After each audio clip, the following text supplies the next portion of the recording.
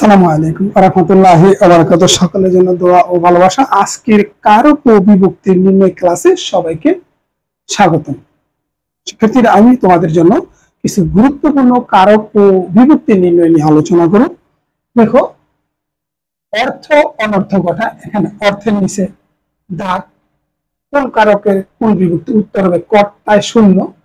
অল্পবিদ্যা ভয়ঙ্করী, এখানে অল্পবিদ্যার নিচে দাগ, অল্পবিদ্যা শব্দটি কোন কারকের কোন বিভক্তি, উত্তর হবে কর্মে শূন্য। অর্থে অনর্থক বটে, এখানে দেখো অর্থের নিচে দাগ, কোন কারকের কোন বিভক্তি, উত্তর হবে কর্মের সপ্তমী। আমার যাওয়া হয়নি, এখানে আমার নিচে দাগ, এটা কোন কারকের কোন বিভক্তি, কর্তা ষষ্ঠী। আকাশে চাঁদ উঠেছে, আকাশের নিচে দাগ, কোন কারকের কোন বিভক্তি, আকাশে শব্দটি হবে অধিকরণের সপ্তমী। আমার সোনার দানে গিয়াছে বড়ি, এখানে আমার নিচে দাগ, এই আমার শব্দটি কোন কারকের হবে, করণের সপ্তমী। আজ আমার যাওয়া হবে না, এখানে আমার এই শব্দটি কোন কারকের কোন বিভক্তি, উত্তর হবে কর্তায় ষষ্ঠী।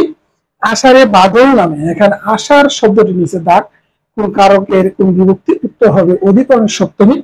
তারপরে আমারে তুমি করিবে ত্রাণ, এখানে আমারে নিচে দাগ, কোন কারকের কোন বিভক্তি, উত্তর হবে কর্মের দ্বিতীয়া। তোমাদের সুস্বাস্থ্য এবং শিক্ষা জীবন উত্তরোত্তর সমৃদ্ধি কামনা করে আজকের মতো এখানে বিদায় নিচ্ছি। আসসালামু আলাইকুম ওয়া রাহমাতুল্লাহি ওয়া বারাকাতুহু।